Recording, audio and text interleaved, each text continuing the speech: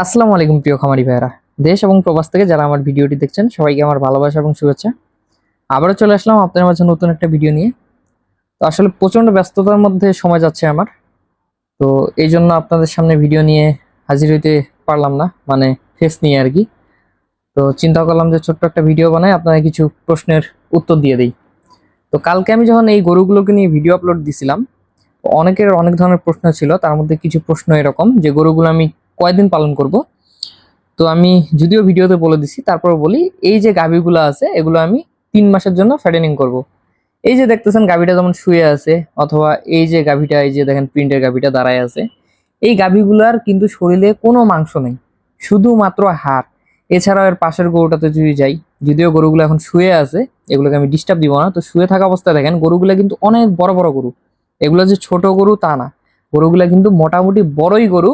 কিন্তু এগুলো শুয়ে থাকার পর ছোট হয়ে গেছে। যেমন এই গরুটা আমার মানে প্রায় 87,000, মানে 86,500 টাকা দিয়ে কিনা। গরুটা আমার সমান উঁচু, এবং গরুটা শরীরে প্রায় 7-8 মণ মাংস ধরার জায়গা আছে, অথচ দেখেন কতটুকু দেখাচ্ছে। বা এই গরুটা দেখেন, এই গরুটা শরীরে অনায়াসে কিন্তু 6 মণ, 6.5 মণ, বা যদি ষাঁড় গরুর মতো ফ্যাটেনিং করা যায় 7 মণও মাংস লাগানো সম্ভব। অথচ দেখেন কতটুকু হয়ে আছে। বা এটা দেখেন, আপনি পিছনে হাড় ছাড়া কিছু দেখতে পাচ্ছেন? কিচ্ছু নেই।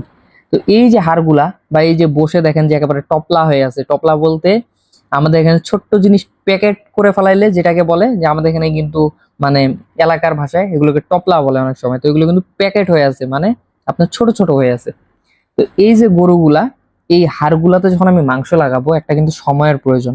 তো সচরাচর এই ধরনের গাভী আপনার 100 থেকে 120 দিন লাগে। কিন্তু আমি এতদিন রাখবো না। আমি যেহেতু যে দানাদার খাবার দিই, এই দানাদার খাবারটাই আপনার অল্প দিনে গরু খুব দ্রুত মোটা তাজা হয়ে যায়। তো আমি 3 মাসে এগুলোকে ফ্যাটেনিং করবো ইনশাল্লাহ। আর অনেকে আমাকে প্রশ্ন করছেন যে এই গরুগুলোর খাবার নমুনা কেমন হবে। তো আমি আমার ষাঁড় গরুগুলোকে যে খাবার দিতাম সেম খাবারই হবে। অনেকে আমাকে প্রশ্ন করছেন যে যারা খাবার নিয়ে যাচ্ছেন, যে ভাই যে ষাঁড় গরুকে যে খাবারগুলা দেয় এগুলা গাভীকে দিলে মোটা হবে কিনা। অবশ্যই হবে। ষাঁড় গরুকে যে খাবার দিই আমি সেই খাবারই গাভীগুলাকে দিব। আর অনেকে আমাকে বলেন যে আমি খাদ্য বিক্রি করি নাকি। আমি খাদ্য বিক্রি করি না, তবে খাদ্য তৈরি করার জন্য যে মেডিসিন গুলা লাগে গরু মোটা তাজা করার জন্য, এই মেডিসিন গুলা সব আমার এখান থেকে নিতে পারবেন। এই যে দেখতেছেন, চিনে রাখেন যে দেখেন হাড় ছাড়া কিছু নেই গরুগুলা যে দেখাচ্ছি। কিন্তু আজকে থেকে 3 মাস পর আপনারা এই গরুগুলা চিনতে পারবেন না ইনশাল্লাহ, আপনাদের কথা দিলাম। এবং আমি যে খাবারটা খাওয়াই, আপনারা যদি এইভাবে খাদ্য বানান, অবশ্যই আপনাদের গরুও কিন্তু চেনা যাবে না। পাশাপাশি দেখতে পাচ্ছেন যে এই যে কাজ চলতেছে, আমার খামারের কাজ চলতেছে। এই খামারের কাজের জন্য আসলে আমি প্রচন্ড ব্যস্ত আছি, ব্যস্ততার মধ্যে সময়গুলো যাচ্ছে। আমার নতুন শেডের আসলে কাজ চলতেছে, পুরাতন খামারটাও আমি ভাঙতেছি, ভাঙে নতুন করে ওইটা কিছু আপডেট করতেছি। পাশাপাশি নতুন শেড উঠতেছে। এই শেডটা উঠার পর আবার আমি পিছনে, মানে আমার আরো খামারের আশেপাশে কিছু জায়গা আছে, সেই জায়গাগুলোতে আরো নতুন করে বড় করে সেট করার পরিকল্পনা করতেছি। তো এগুলো নিয়ে আসলে আমার একটু সময় যাচ্ছে। তো এই জন্য আপনাদের ভিডিও তেমন ভাবে দিতে পারতেছি না। তো আশা করি ইনশাল্লাহ কালকে থেকে আমি আবারও আপনাদের রেগুলার ভিডিও দিব, এবং আগামীকালকে আমি এই গরুগুলোকে খুরার যে ভ্যাকসিনটা, এই ভ্যাকসিনেশনটা আমি করে দিব। তো কিভাবে ভ্যাকসিনেশন করতেছি, কতটুকু দিচ্ছি, কোন কোম্পানির ভ্যাকসিন করতেছি, এগুলো নিয়ে অবশ্যই ভিডিও আপনাদের দিব।